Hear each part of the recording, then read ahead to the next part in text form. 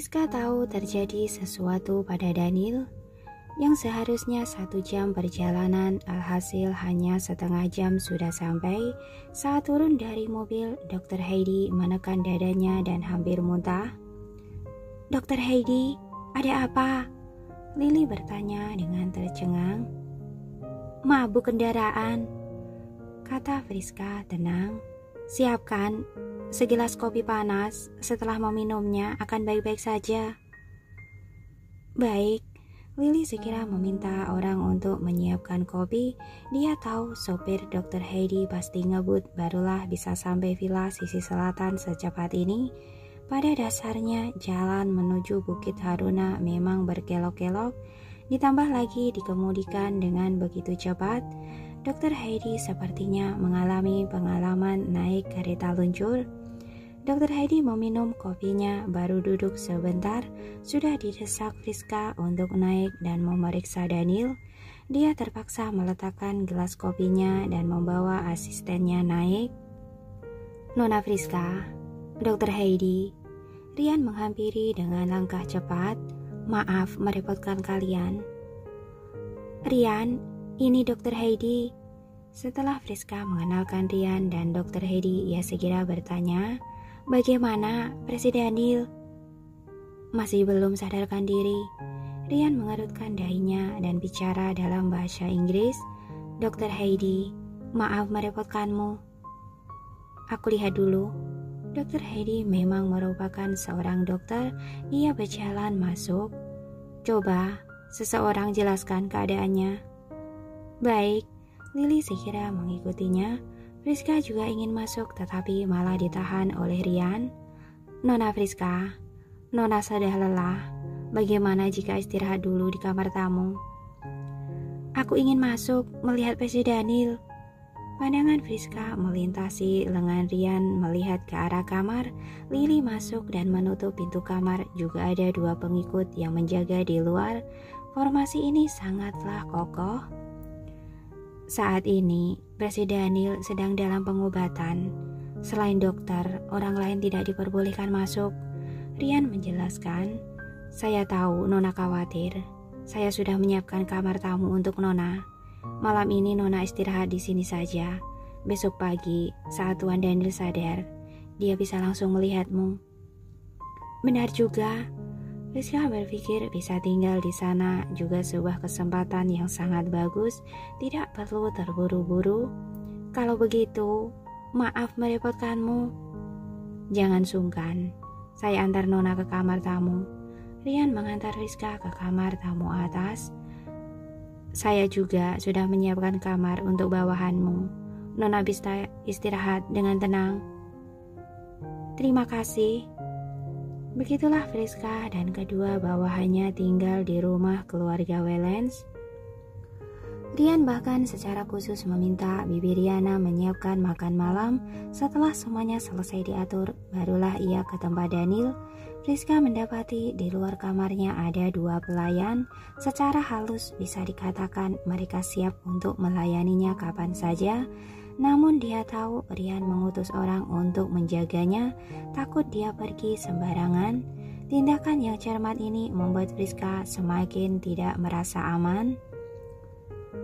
Dari awal, sudah mendengar bahwa keluarga Wellens punya banyak aturan, tapi tidak disangka begitu ketat.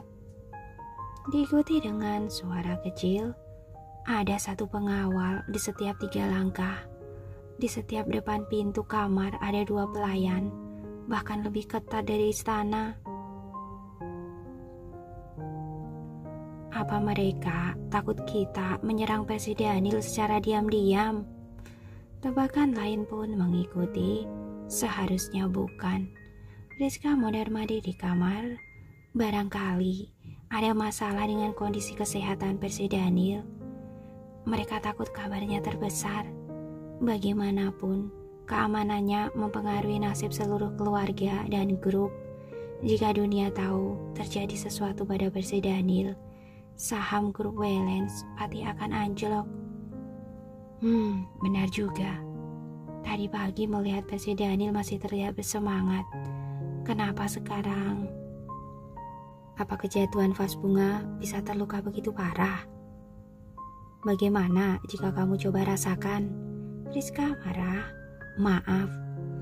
Pengikutnya buru-buru menundukkan kepala, tidak berani bersuara. Cepat, cari semua pelaku dan orang yang berkaitan. Priska memerintah dengan tegas. Baik, pengikutnya segera melaksanakan perintahnya. Juga Tracy itu, jika bukan karena dia, mana mungkin Percy Daniel bisa menjadi seperti ini. Priska sangat marah hingga menggertakkan giginya. Dia adalah bencana. Kalau begitu, apakah ingin memberinya pelajaran? Pengikutnya bertanya dengan hati-hati. Tidak bisa, jangan sentuh dia. Priska mengerutkan dahinya, meski dia sangat menyebalkan. Bagaimanapun, dia adalah orang yang Percy Daniel pedulikan. Jika terjadi sesuatu padanya, Percy Daniel juga tidak akan merasa tenang. Baiklah, pengikutnya tidak berani bicara lagi. Entah bagaimana kondisi Percy Daniel.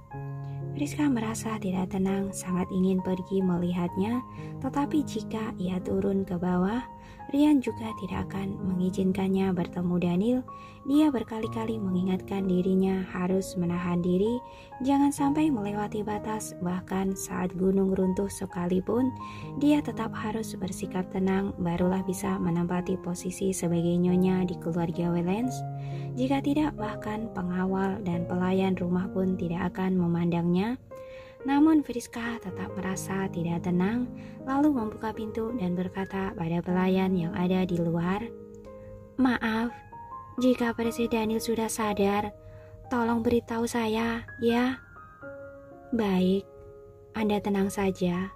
Jika ada kabar, pasti akan segera melaporkan pada Anda," kata pelayan dengan hormat. "Baik, terima kasih."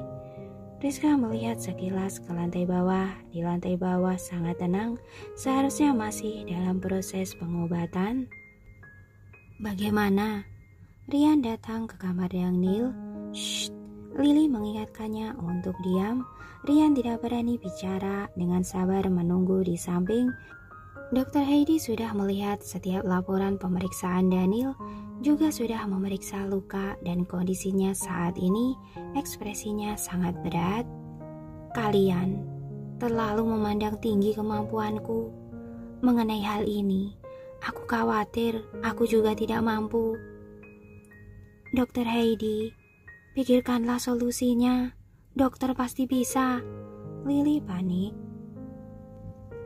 "Paling-paling aku hanya bisa membuat kondisinya stabil saat ini, agar dalam beberapa waktu ini penyakitnya tidak terus memburuk.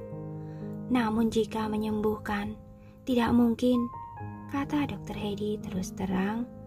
"Kalian perlu memanggil dokter ahli yang lain, tapi mungkin harapannya tidak besar." Mendengar perkataan ini, Rian sangat kecewa. Dia masih mengharapkan keberuntungan, dia kira masih akan ada keajaiban. Tak disangka Dr. Heidi langsung menyirnakan harapannya. "Stabilkan dulu saja kondisinya," kata Lily dengan berat. "Merepotkanmu, Dr. Heidi." "Aku perlu beberapa peralatan, tolong bantu aku siapkan," kata Dr. Heidi dengan tegas. "Aku ingin melakukan operasi kecil pada Percy Daniel. Jika hasilnya baik, seharusnya bisa stabil selama beberapa waktu." "Baik, akan segera disiapkan." Malam itu suasana di kediaman keluarga Wellens tidak pernah setegang itu sebelumnya. Semua pengawal dan pelayan sangat ketakutan, menunggu dan melewati malam panjang yang sangat sulit. Rian, Lily, dan Hartono tidak tidur, terus menunggu Daniel di kamar. Pukul 1.30 subuh, Dr. Heidi melakukan operasi kecil terhadap Daniel, juga melakukan suatu pengobatan yang lain. Terakhir dia berpesan pada Lily, "Operasi kecil ini hanya bisa memperlambat penyebaran racun untuk sementara waktu. Kalian harus merawatnya dengan hati-hati. Jangan sampai dia terluka lagi. Jika tidak, Tuhan pun tidak akan bisa menyelamatkannya." "Paham." Lily mengangguk dengan berat. "Beberapa waktu ini harus istirahat. Lebih baik jangan menggunakan banyak tenaga untuk menghindari penyebaran racun. Dr. Heidi terus berpesan mengenai obat. Cukup sesuai dengan dosis sebelumnya saja. Lagi pula, saat ini juga tidak ada obat-obatan khusus. Baik, aku mengerti.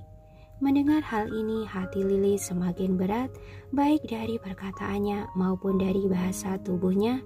Dr. Heidi sama sekali tidak optimis terhadap kondisi Daniel. Dengan segala hormat, Dr. Heidi berpikir akhirnya tetap mengucapkan sebuah kalimat. Operasi yang aku lakukan ini paling maksimal hanya bisa membuatnya stabil dan tidak kambuh selama 1 bulan. Untuk selanjutnya, aku tidak tahu. Aku sarankan dalam 1 bulan ini, sampaikan apa yang harus disampaikan. Begitu juga surat wasiatnya. Dr. Heidi belum selesai bicara. Dia melihat wajah Rian dan beberapa pengawal yang sudah mulai murung. Ia pun berhenti. Anggap saja aku tidak bicara. Dr. Heidi, biar aku antar dokter ke kamar tamu untuk istirahat. Lily buru-buru mengantar Dr. Heidi meninggalkan tempat itu. Tidak perlu ke kamar tamu lagi. Dr. Heidi tidak ingin ikut campur terlalu dalam. Pada dasarnya, aku sudah tidak diperlukan lagi di sini. Aku langsung ke hotel saja. Nona Friska sudah mengurusnya. Jika ada sesuatu, langsung hubungi aku saja. Baiklah, aku akan meminta seseorang untuk mengantar dokter ke hotel. Lily mengutus 2 orang untuk mengantar Dr. Heidi ke hotel. Malam ini, dokter istirahatlah dengan baik. Besok sore, jika bisa, apakah bisa ke rumah sakitku untuk melihat seorang pasien? Apa pasien yang koma itu? Bisa. Dr. Heidi sungguh terus terang. Sebelumnya, Presiden Daniel sendiri yang menelpon dan minta tolong padaku. Tidak disangka, dia sendiri yang sakitnya begitu parah. Banyak hal yang tidak bisa diduga di dunia ini, seru Lily. Oh ya, mengenai kondisi sakit Presiden Daniel, mohon dokter bantu rahasiakan. Jangan sampai tersebar keluar. Jika tidak, akibatnya sungguh tak bisa dibayangkan. Kamu tenang saja, aku paham, kata Dr. Heidi dengan serius. Jika tersebar keluar, tidak hanya karirku yang habis, keselamatan pribadiku juga akan terancam. Hal ini Nona Friska juga tidak boleh tahu. Rian menegaskan, selain dokter sendiri, jangan beritahu siapapun. Tenang saja, Dr. Heidi mengangguk. Aku tidak akan mencari masalah sendiri. Lily batuk 2 kali. Aku akan mengantar dokter keluar. Iya. Dr. Heidi turun dengan langkah cepat, tidak sabar untuk segera meninggalkan tempat ini. Demi menjamin keamanan dokter di kota Bunaken, aku mengutus 2 orang pengawal untuk melindungi dokter sampai dokter meninggalkan kota ini. Rian mengutus 2 orang pengawal untuk mengikutinya. Baik, ikuti perkataan kalian saja. Dr. Heidi tahu melindungi keselamatannya adalah yang kedua, mengawasinya untuk tidak bicara sembarangan, itulah yang terpenting. Namun dia telah melihat hal besar, tidak keberatan dengan hal-hal kecil ini. Terima kasih, maaf sudah merepotkanmu. Rian memberi hormat padanya, berbalik dan naik. Lily mengantar Dr. Heidi naik mobil, berpesan pada pengikutnya untuk menjaga Dr. Heidi baik-baik, kemudian baru kembali masuk ke rumah. Ketika sampai di tangga spiral, dari atas terdengar suara lembut. Dr. Lily mengangkat kepalanya.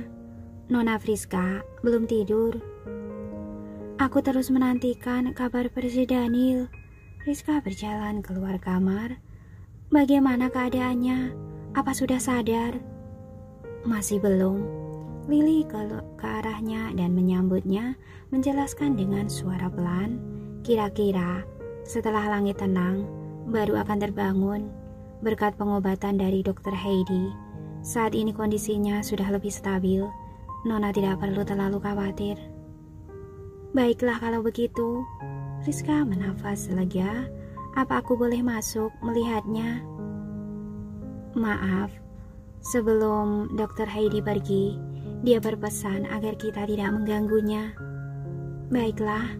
Friska sedikit kecewa melongok melihat kamar Daniel. Di luar ada pengawal yang menjaga.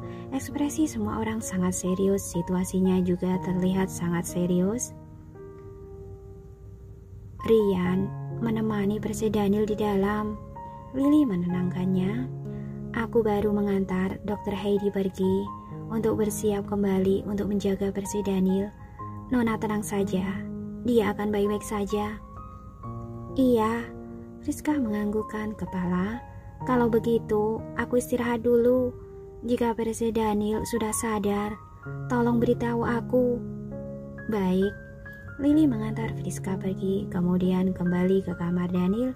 Rian menyuruh semua orang kembali ke posisinya masing-masing. Dia berdiri seorang diri di samping tempat tidur dan menunggu. Lily bicara dengan suara pelan. Biar aku yang menjaganya. Kamu tidurlah sejenak. Tidak bisa tidur. Beberapa hari ini Rian sibuk hingga tidak minum air seteguk pun. Sekarang suaranya sudah serak. Kata Dokter Heidi, operasi kecil ini hanya bisa menstabilkan kondisinya selama 1 bulan. Itu artinya kita harus menemukan tabib dewa dalam waktu 1 bulan ini. Jika tidak, sekarang hanya bisa berharap pada Nona Tracy, kata Lily dengan suara rendah. Hanya dia yang dapat menemukan tabib dewa. Benar. Tiba-tiba Rian teringat Tracy dan yang lainnya sudah kehilangan kontak 1 malam.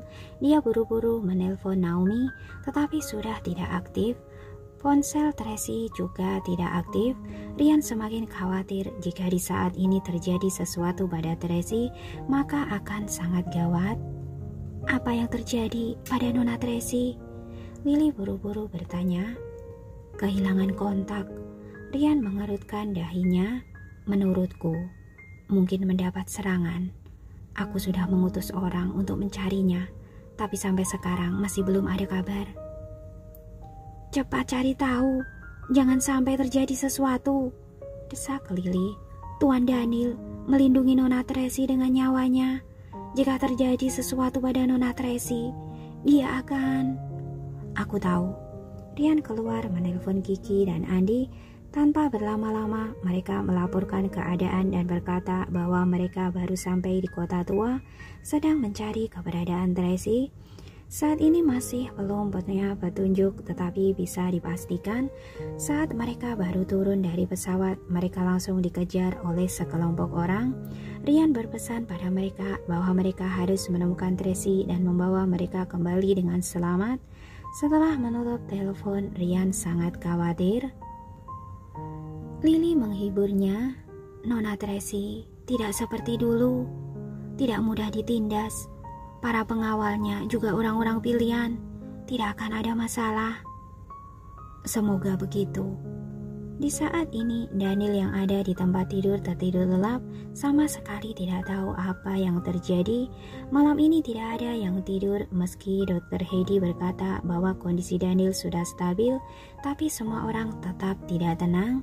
Rian dan Lily menjaga di kamar hingga pagi hari.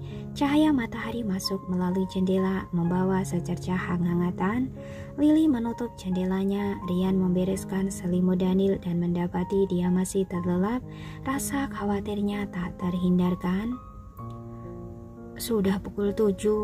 Kenapa masih belum sadar juga? Tunggu sebentar lagi. Lily mengambil handuk hangat dan menyeka wajah Daniel. Tok tok tok tok. Di saat ini terdengar ketukan pintu dari luar, lalu ada pelayan yang berkata, Nona Friska, sarapan sudah siap. Silakan turun dulu untuk sarapan. Aku ingin melihat Persi Daniel. Tapi ekspresi Rian dan Lily berubah. Lily buru-buru menyimpan alat medisnya lalu membuka pintu.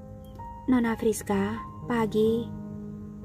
Pagi, maaf, apakah mengganggu kalian?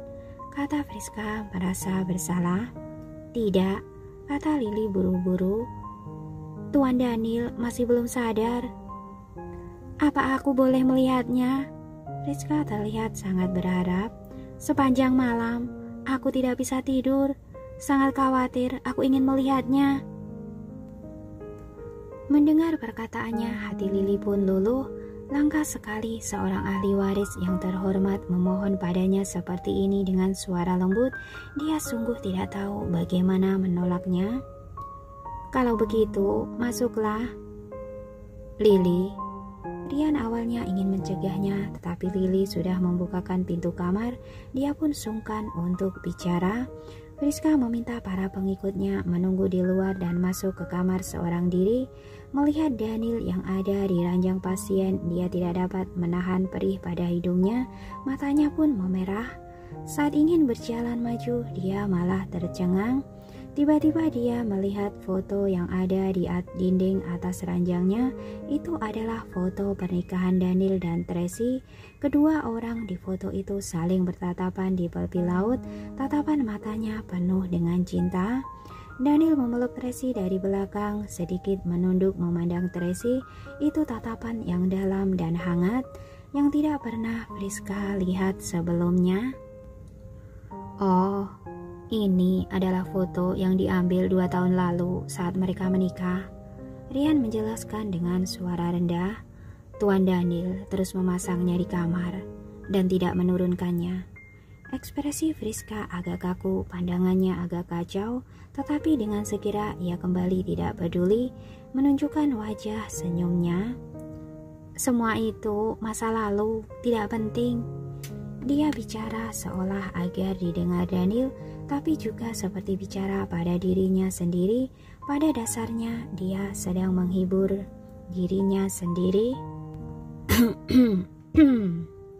Rian batuk beberapa kali, merasa canggung entah harus bicara apa. Nona Friska, Tuan Daniel masih belum sadar. Lebih baik Nona sarapan dulu saja, kata Lily dengan suara peran. Tidak berselera. Friska memandang Daniel dengan perasaan mendalam. Aku di sini ingin menemaninya. Tenang, aku tidak akan mengganggunya. Lily melihat Rian dengan tidak berdaya. Rian juga tidak bisa berkata apa-apa, juga tidak tahu bagaimana menasihatinya. Tidak mungkin mengusirnya, bagaimanapun dia yang membawa Dr. Heidi kemari, jadi terpaksa membiarkan dia di kamar. Baiklah, Lily memindahkan sebuah kursi ke sisi ranjang. Nona Friska, duduklah.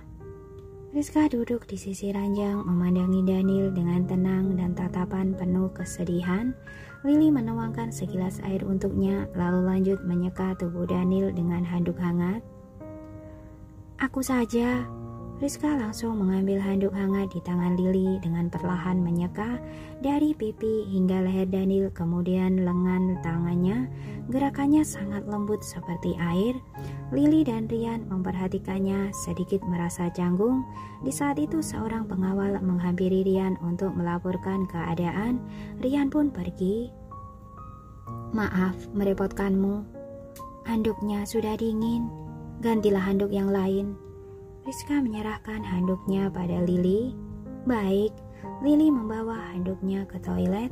Di kamar hanya ada Friska dan Daniel. Friska membelai alis Daniel yang sedikit mengerut, seolah ingin meluruskan kerisauannya. Daniel seperti merespon, alisnya bergerak, tangannya pun merespon.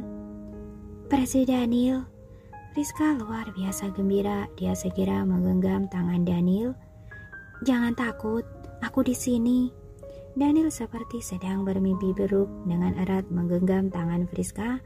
Terbangun dari mimpi buruknya, badannya bergetar, keringat di dahinya bercucuran bak air hujan. Melihatnya hati Friska sungguh sedih. Satu tangannya menggenggam tangan Daniel, satunya memegang wajahnya.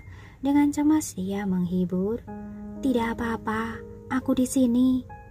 Mungkin penghiburannya berdampak. Daniel dengan cepat kembali tenang, perlahan-lahan membuka matanya melihat Priska melalui pandangannya yang buram, bibirnya yang kering sedikit bergerak ingin meneriakkan sesuatu.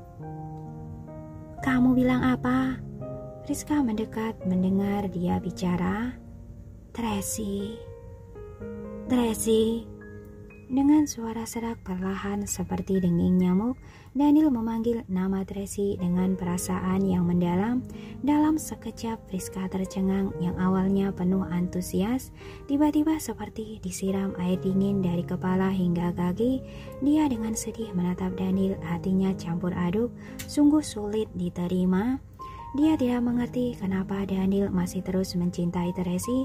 Sebenarnya apa bagusnya wanita itu? Apa yang membuatnya layak untuk dicintai begitu dalam oleh Daniel?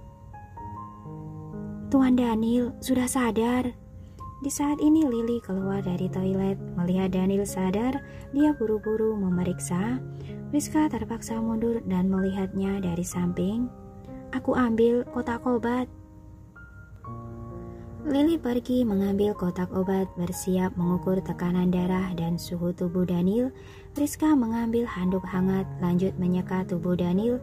Perlahan penglihatan Daniel perlahan-lahan menjadi jelas.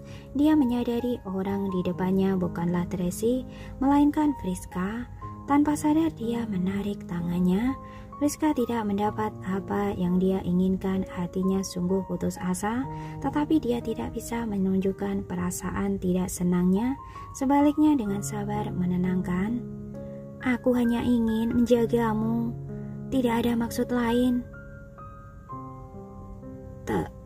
Terima kasih." Daniel berusaha keras mengucapkan dua kata ini. Di saat ini Ryan yang mendengar kabar bahwa Daniel sudah sadar buru-buru datang. Daniel dengan tidak bertenaga mengangkat tangannya menunjukkan isyarat padanya. Ryan buru-buru berkata, "Nona Priska, aku ingin mengganti baju bersih Daniel. Bagaimana jika Nona?" "Aku tahu." Ucapan Ryan masih belum begitu jelas, tetapi Priska sudah tahu isyarat Daniel tadi adalah memintanya keluar. Barangkali Daniel tidak ingin menunjukkan sisi lemahnya di depan dirinya. Barangkali dia ingin mempertahankan keagungannya itu. Intinya di dalam hati Daniel dia masih orang luar.